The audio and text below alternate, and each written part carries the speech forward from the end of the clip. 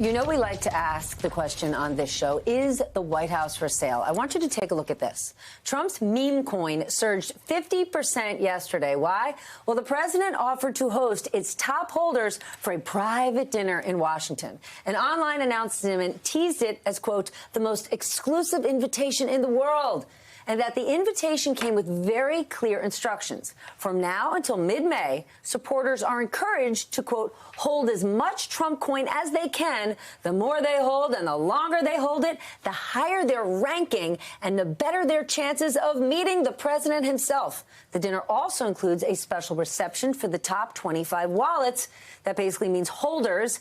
And the price spike that followed that announcement now brings the value of Trump's coin in circulation to $2.7 billion.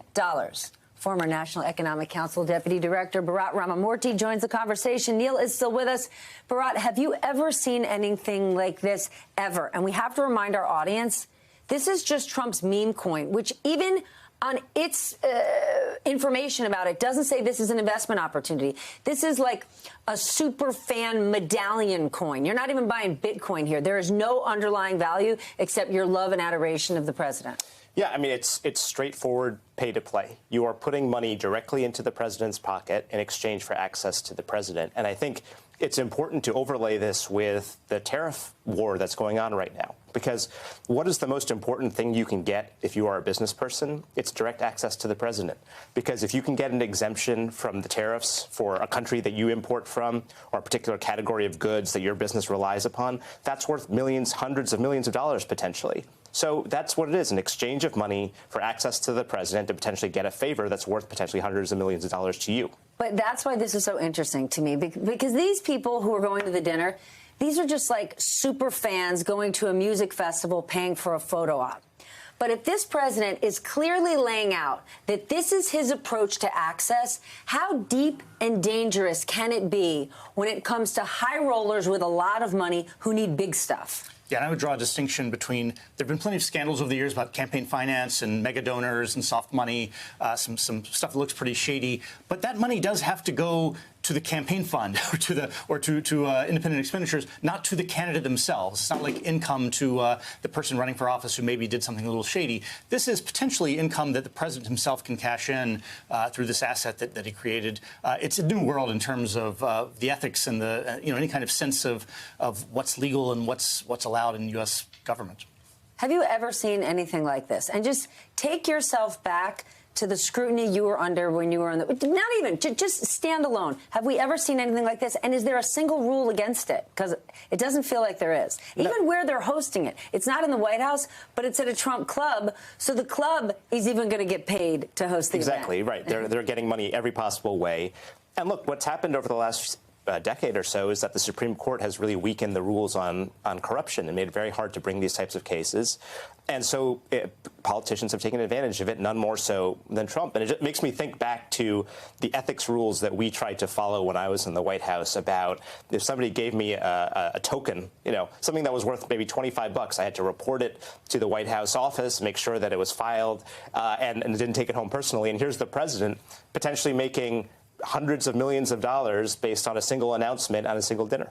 So fools like me actually thought progress was being made to address congressional stock trading, right? There was so many people who were unhappy the way Nancy Pelosi was never bringing it to a vote, given how much her husband invested. It was lawmakers on both sides of the aisle. There was talk at some point of closing the carried interest loophole that private equity giants benefit from.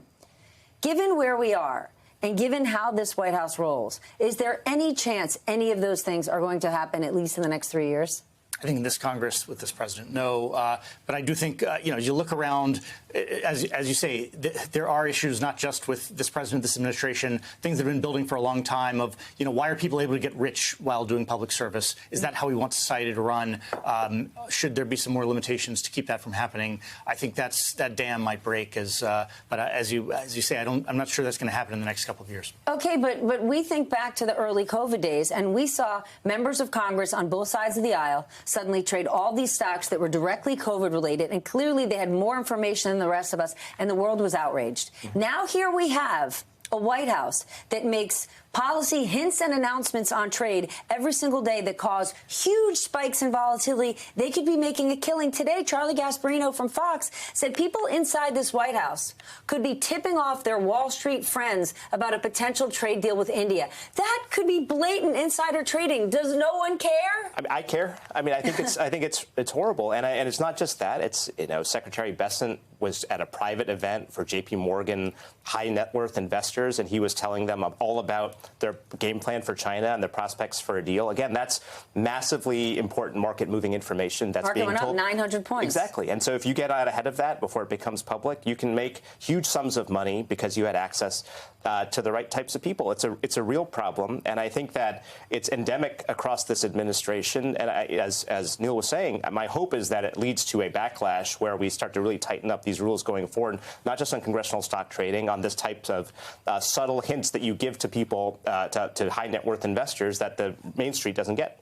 And Todd, as you talk about insider trading, if you're a CFO who gives your buddy on the golf course a tip about a deal you're about to do and he buys and trades on it and makes money, you both go to jail.